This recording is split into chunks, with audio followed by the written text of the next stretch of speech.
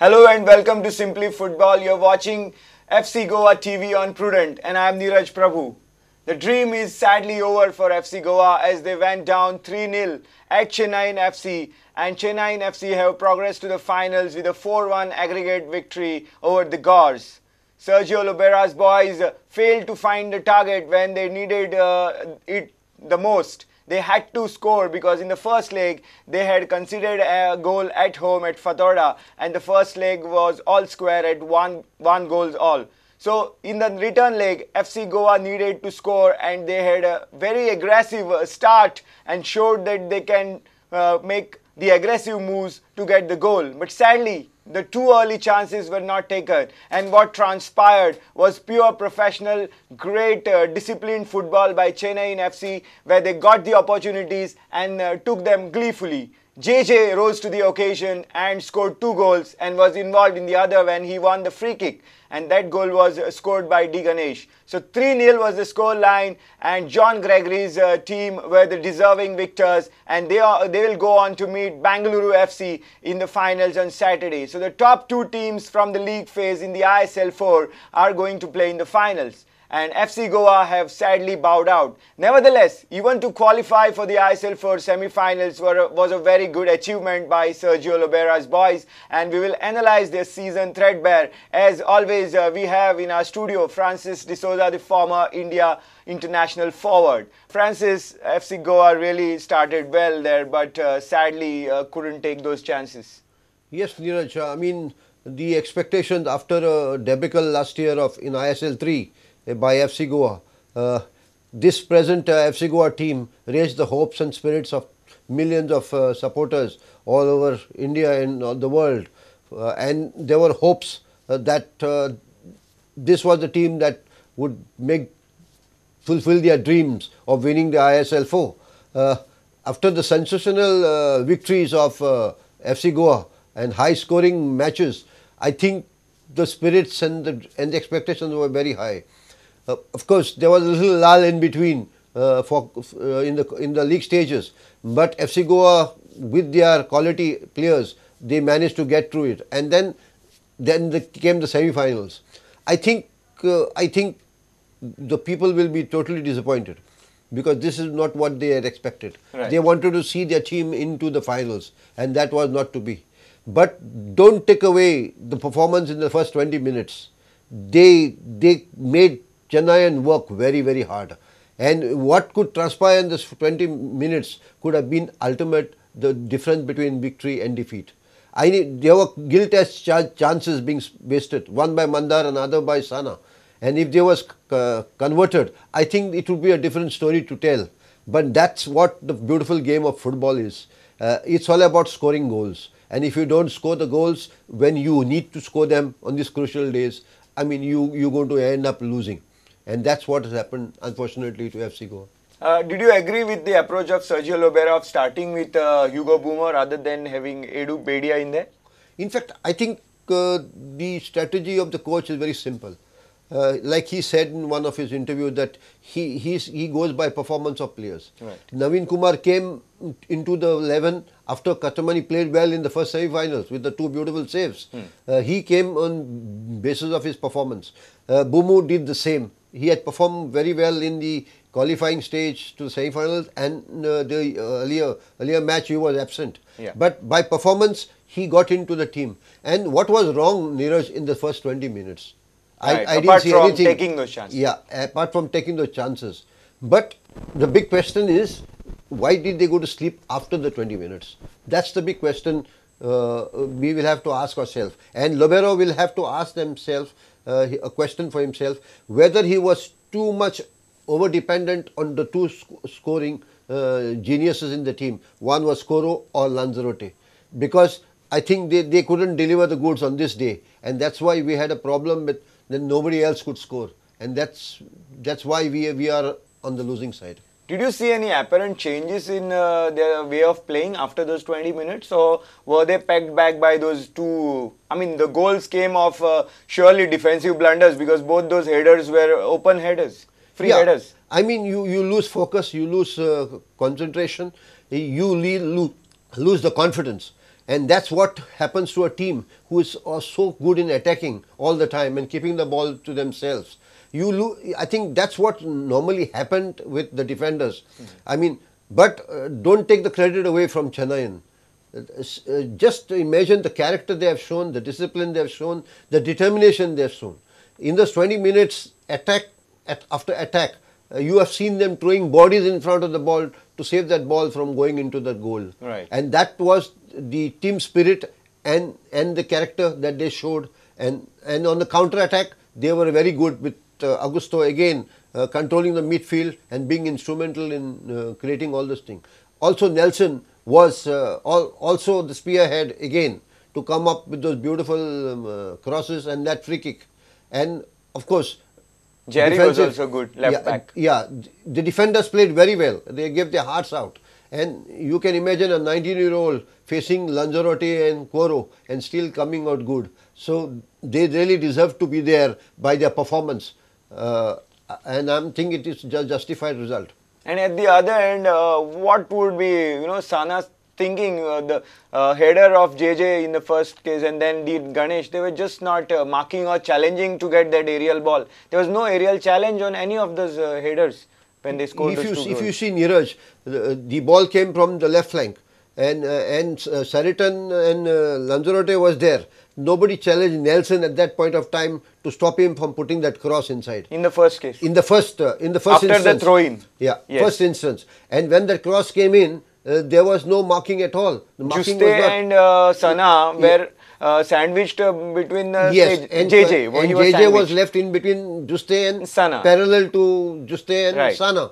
And he was just before the first post. So he was in very well position to flick the header to the first post and prevent... Sana seemed to be ball watching then. He was just behind Yes, JJ. in fact, that's what happens to you when you lose your concentration and you lose your focus. You start looking at the ball, then looking at the man next to you. And that's what exactly happened for the first goal. Let's now take a short break, but when we come back, we will analyze FC Goa's season, put into perspective how FC Goa went about their task, the legacy of FC Goa's football as the new era had started this season, and find of the season. So don't go anywhere, come back after the short break.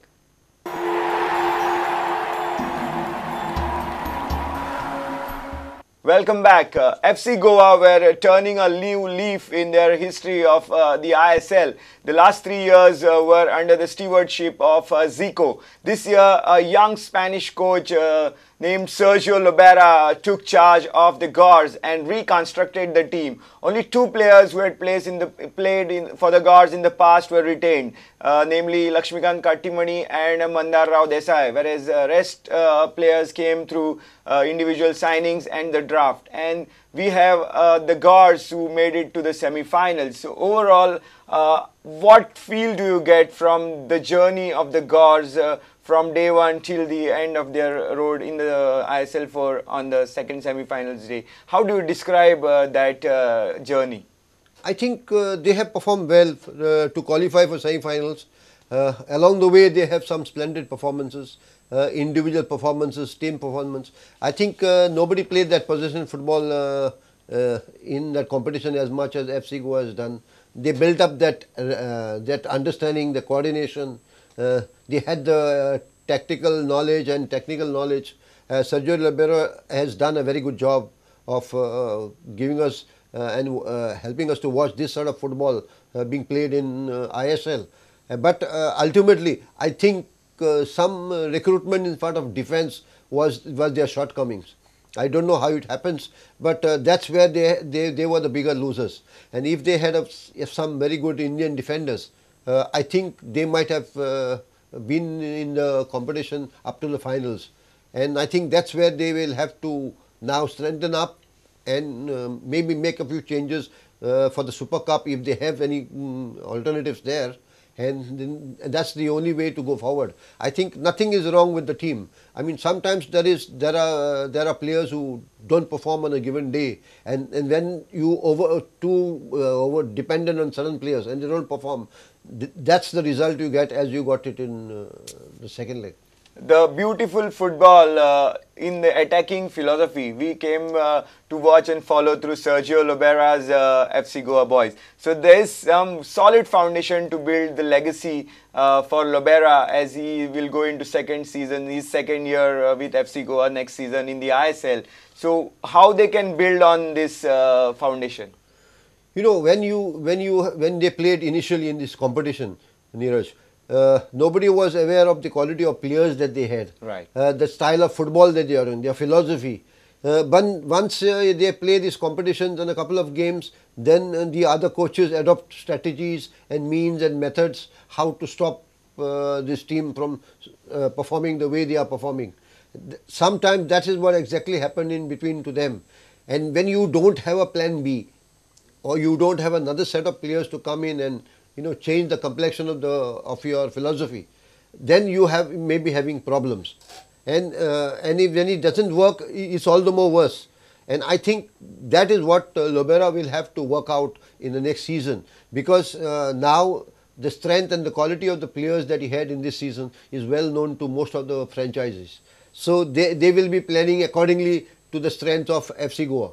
And now if he doesn't have a plan B or a plan C, I think it's going to be difficult to go forward. So he will have to make notes and take into account these challenges that he has faced, and it should also prove to be learning experience for the 41-year-old coach. Definitely.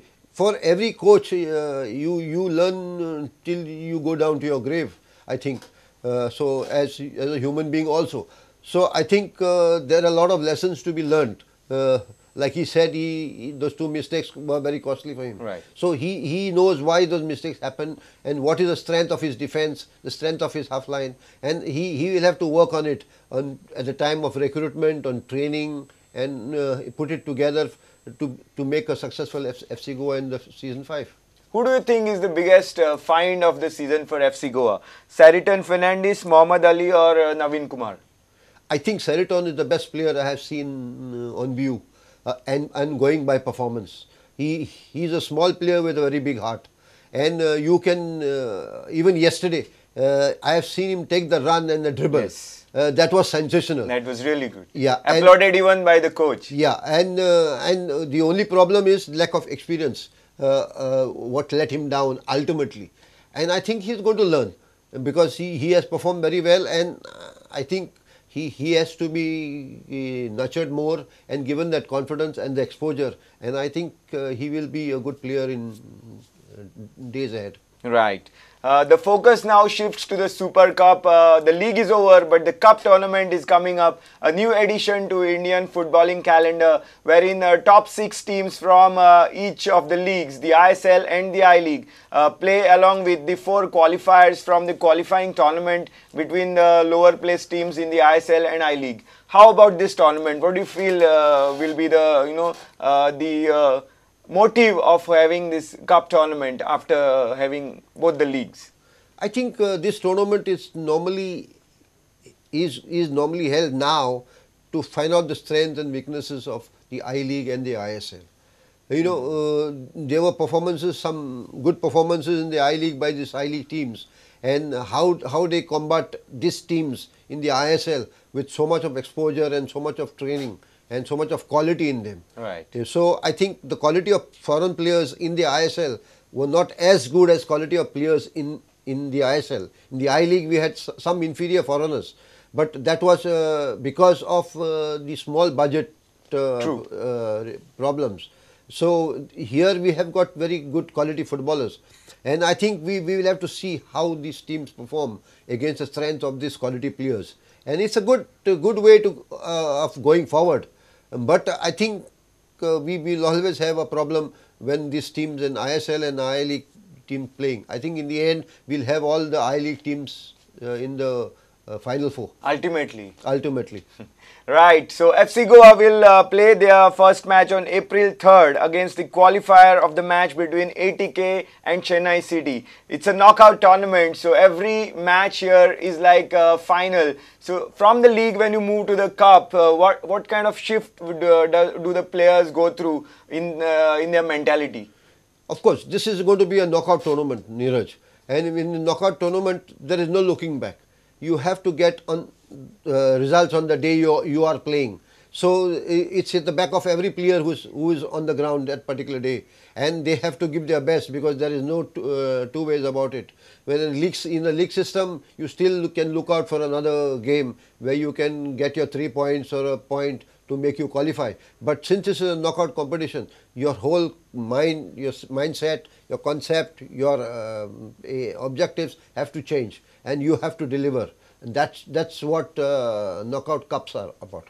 So that will be interesting. Probably that's a chance for FC Goa to win some piece of silverware in the season, as they were so close to doing that in the ISL 4, but it didn't go that way, and they bowed out of the ISL 4 in the semi-final stage. So we are almost done with the final offering of Simply Football in the ISL 4. I must thank expert Francis D'Souza for being with us every day. Thank you very much. It has been a great experience hosting you, Francis, here with us. And it's been a nice occasion for me to be here to speak about FC Goa, and with you especially, Neeraj. Thank you very much for having me. Just before we let you go, who do you think will win the ISL 4 final? I think for me, Bengaluru will be there with a very narrow margin, because I know that team has little composure, discipline. They're very well organized, and they have the confidence. Right, so Bengaluru is favourites for our expert Francis D'Souza, and probably it is Bengaluru are the favourites, at least for the neutrals, because they have really played great football. And so be it, whichever team plays really best on the given day should win the ISL 4 title, as it has been a fantastic experience to be covering this tournament, especially for FC Goa. So thank you very much for watching every telecast of Simply Football on Prudent, as well as following us on our Facebook, Twitter and prudentmedia.in website. Take care until we meet again next time. Goodbye from us.